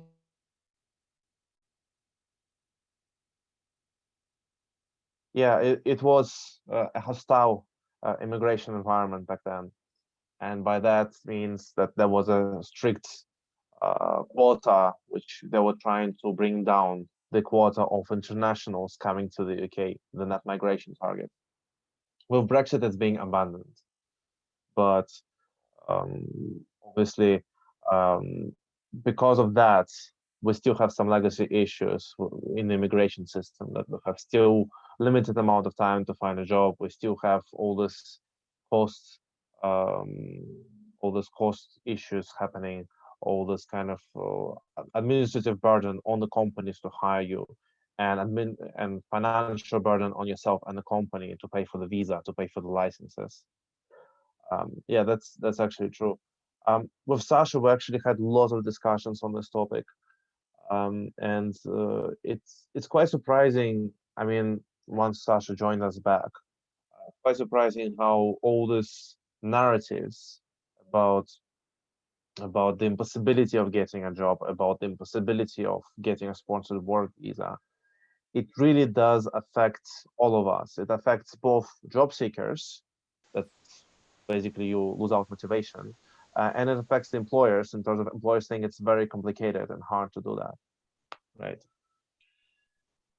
Sasha, yeah, I think you got cut off a little bit, so I improvised a bit and discussed. Thank you. Discuss what you had in mind. Yeah, I endorse everything you say. It's accurate. I've had so many recruiters tell me, oh, we need to do like a labor market test, and I said, well, no, you don't, because I'm on a tier 4, unless I'm also incorrect. But they don't know what they're doing, and the whole attitude recruiters have towards visas is, why should we bother? We'll find someone who we don't have to go through all this trouble with to sponsor.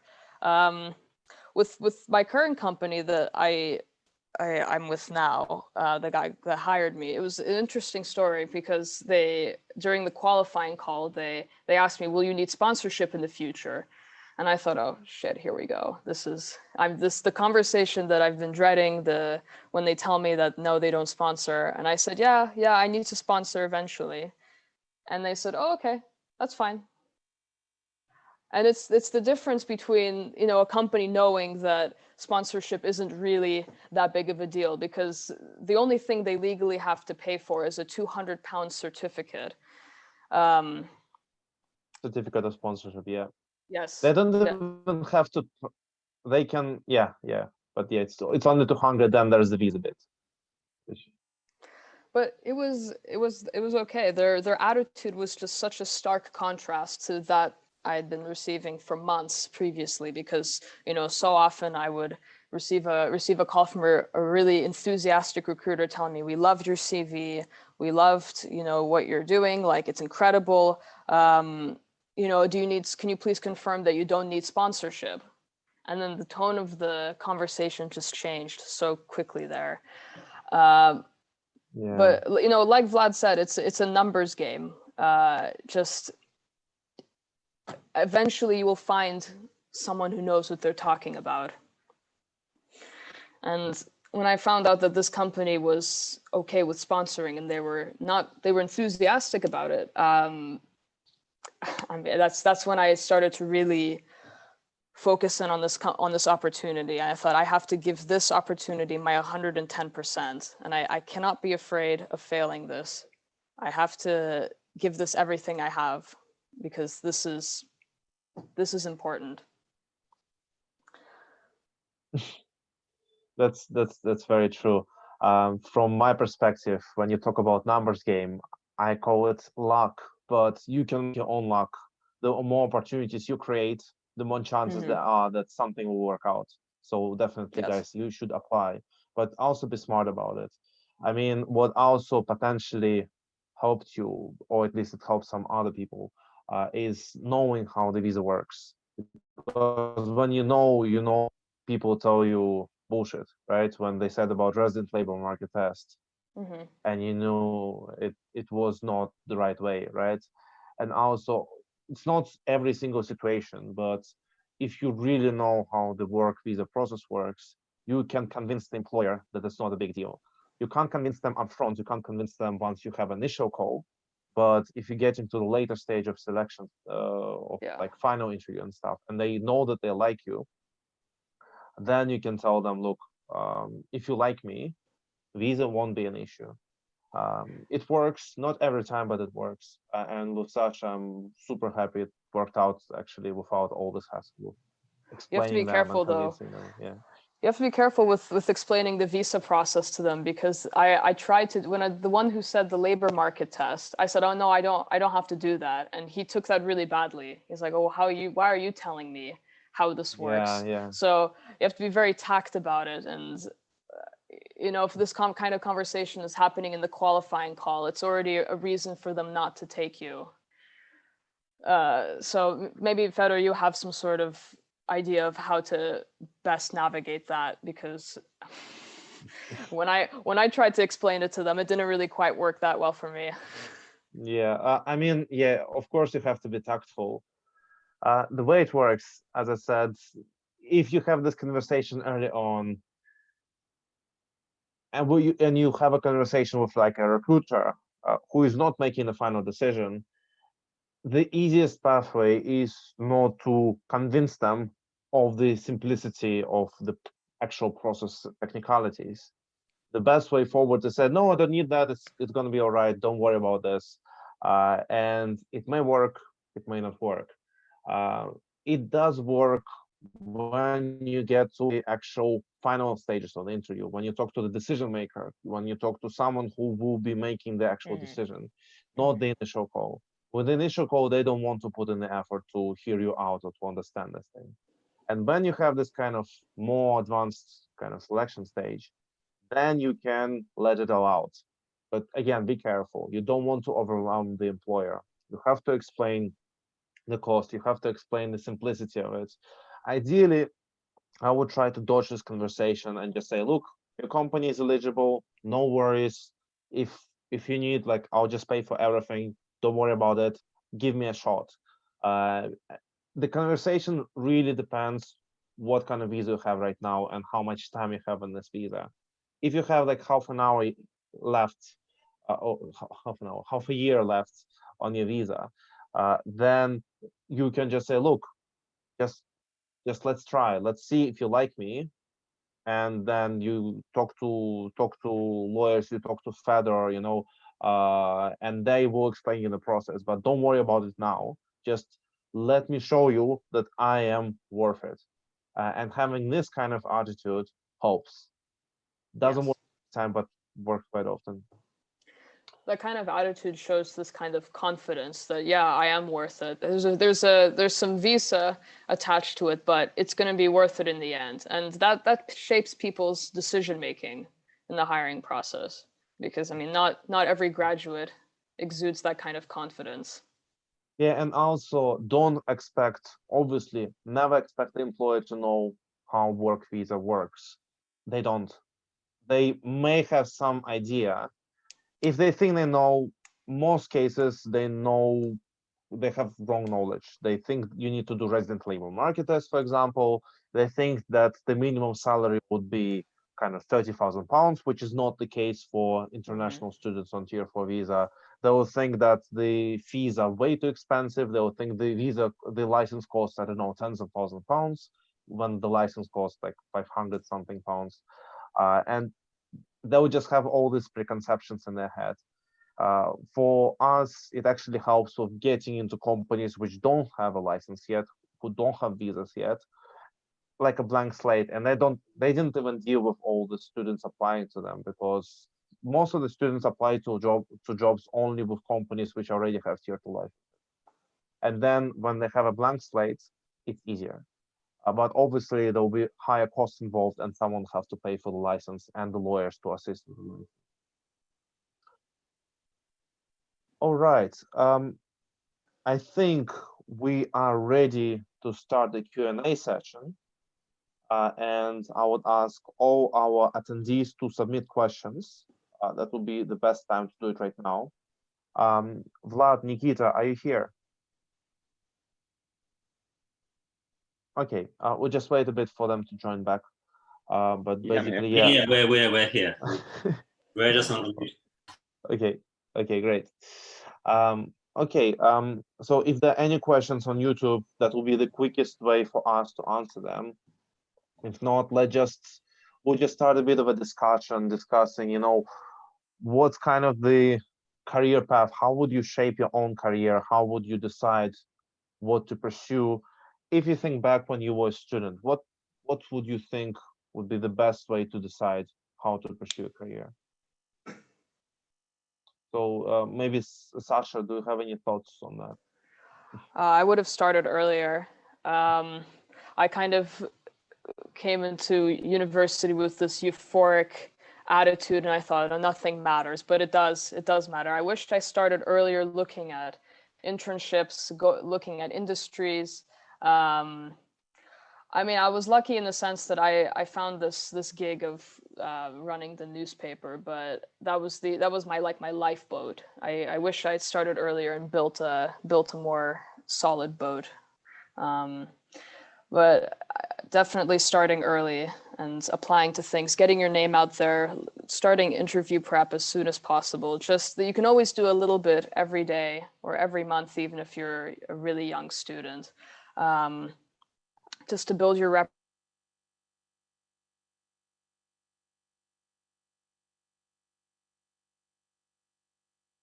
Right. Sasha, I think you will go. Oh, you're back. How much of that was About 5 seconds. 15 seconds. Oh, 15. Okay. okay? Okay. Right. So yeah, Anna just joined us, and we are having a conversation about how do you decide on your career? How do you decide where to try, where to go next? So Sasha, sorry, I mean, you got cut off. Can you try to explain again a little bit the last bit of your explanation? Sasha? Okay, while we wait for Sasha, Vlad, Nikita, do you have something to add to that? Not really. I think I've answered that question in my talk in the first place. So I'm gonna hold on this one. Yeah, I mean, it's kind of, I don't want to really repeat myself, but yeah, I'm a true believer that, well, the life is really long, and you can, as long as you're moving towards one direction, so you're developing, you're learning something, and you can always say whether you spend the last 1 hour on YouTube or on actually like kind of doing something. So it's very simple to tell. Then yeah, just keep going for, I don't know, like 5 years until you realize that maybe you no longer want to be in business. Like maybe you want a more like quieter life, or the other way around, if you worked in corporate. So for 5 years, then it's completely normal to maybe to become a freelancer or something. And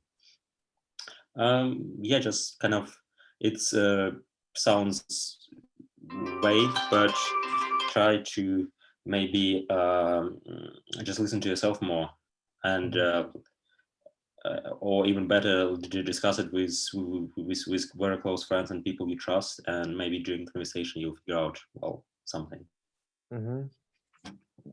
What about you, Anna? So the question was, how would you decide on your career journey when you're back at university? So I think, just going back to what I said earlier, I think the more you try, the more you get to know yourself, kind of the more accurate the choice is going to be.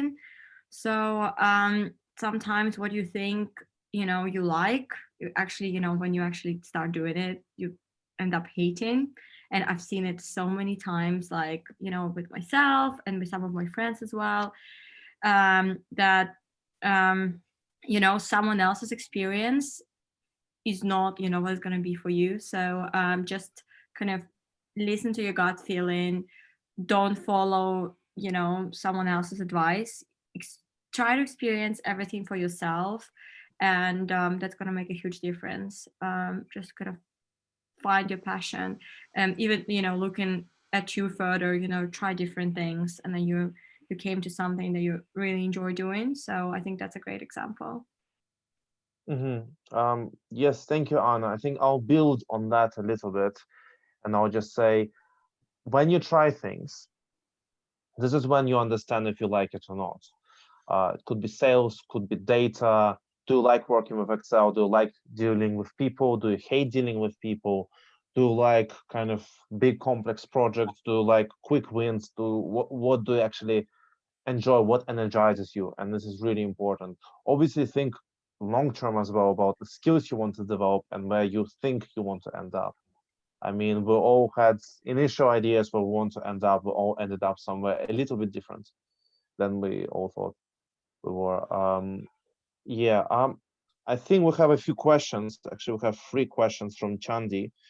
All of them are about the visa, so I'll try to answer them now.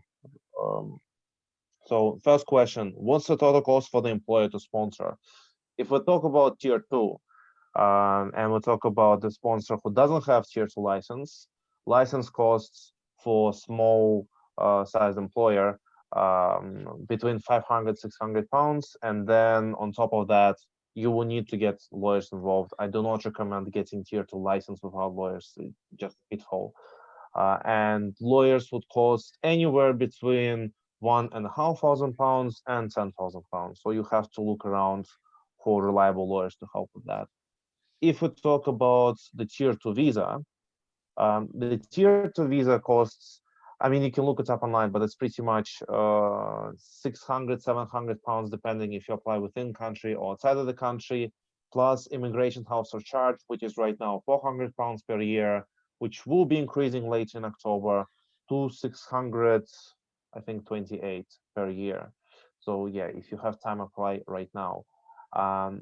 On top of that, obviously, there are lawyers who can assist you with the visa application. And again, tier 2 visa application assistance cost anywhere between 500 pounds and a few £1,000s. For the company, there's another cost of issuing certificate of sponsorship. If you're on a tier 4 student visa, if you need unrestricted certificate of sponsorship, it's £200. If you're not on a student visa, if you need a restricted certificate of sponsorship, it costs £1,200. Plus, there is an extra cost of hiring. It's called it's called immigration skills surcharge. There's and this don't remember right now how much is it, but I think it's up to £1,000 per year. It's 350, I believe, but you need to double check that per year for small companies, and I think it's about £1,000 per year if it's a large employer. Sorry, what is that applied to? Oh, it's a tier 2 visa. The cost. As in, is it particular positions or particular industries? What is the for that skill surcharge? Oh, it's for everything apart from the shortage occupation list. Oh, okay. I'm pretty sure a shortage occupation list would likely be excluded from that. Obviously, more technical answer to this question, you better talk to immigration lawyer about it. Next question, is it easier to apply with a company that does not already sponsor? The answer is, it depends on your strategy. From my perspective, it is easier, and if we have quite a bit of time together, say at least 4 months, then I can confidently say, whatever your background is, if you're thinking about business-related job, we'll get it, and we'll be able to convince the employer in the meantime to start the visa process. But it's more expensive because, again, license and license support, it will be at least £2,000 to do it with immigration lawyers. So that's something to keep in mind of. If we talk about employers who already have tier 2 licenses, they likely have HR policies. If they have HR policies, the bigger the company, the more difficult otherwise to convince them that they can give you a tier 2 visa. Then we have final question about the visas. When applying for jobs, does it not have to be in a field of a current degree if going from tier 4? No, not really. It doesn't have to be from your field of degree. You can be studying, I don't know, Bachelor of Arts in Fashion Management and then work in sales. Not a problem. Yeah. Okay. That's it with the visa questions. Now we have, okay, that's an interesting question. Are you happy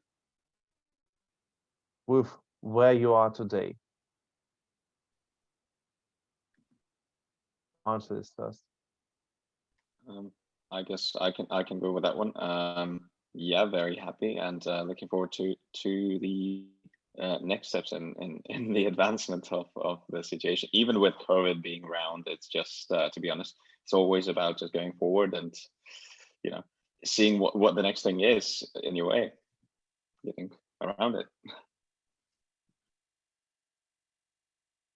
Okay.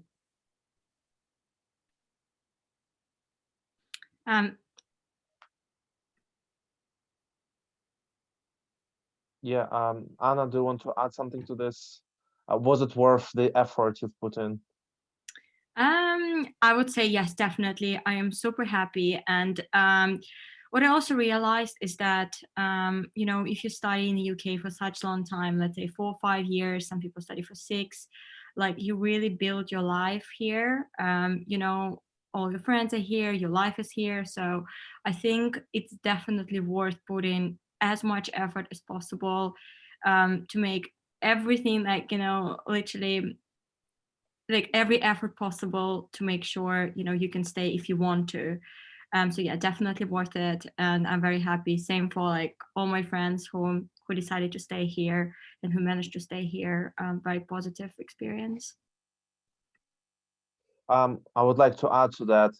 I do know a few people who went on to get a work visa and then they hated it. So make sure you know what you'll be doing.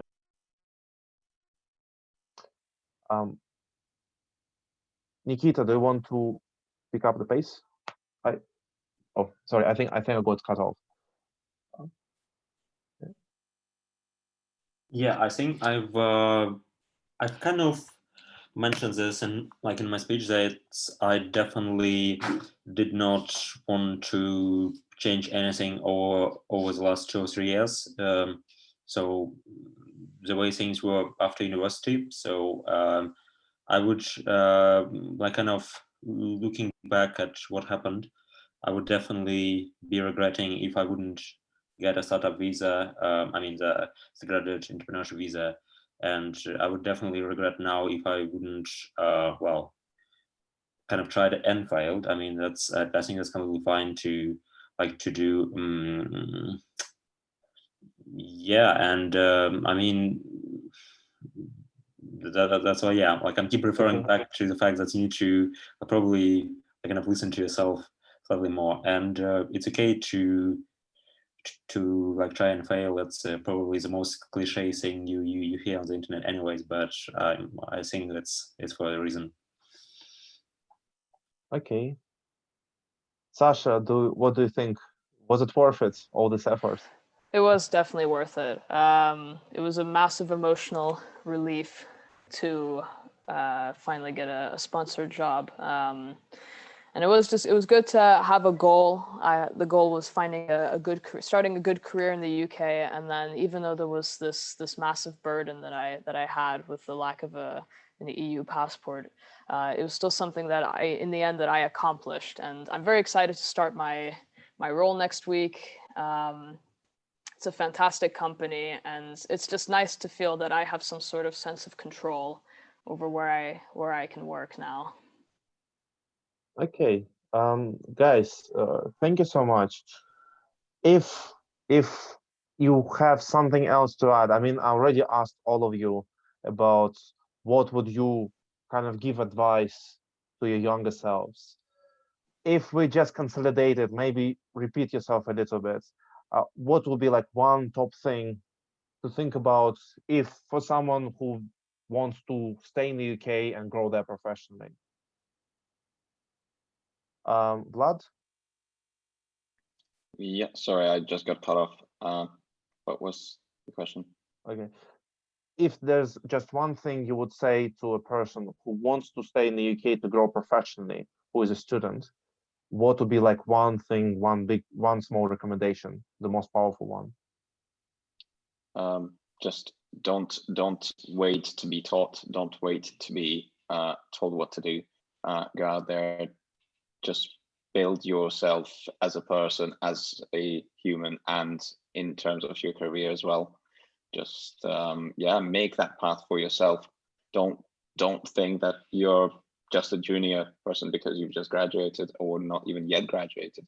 Get to the senior level before you even graduate. That's it. Okay. It's all there waiting for you. No need to wait.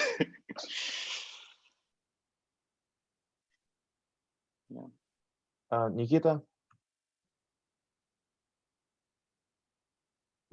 Yeah, I would probably just add to what Vlad have said, that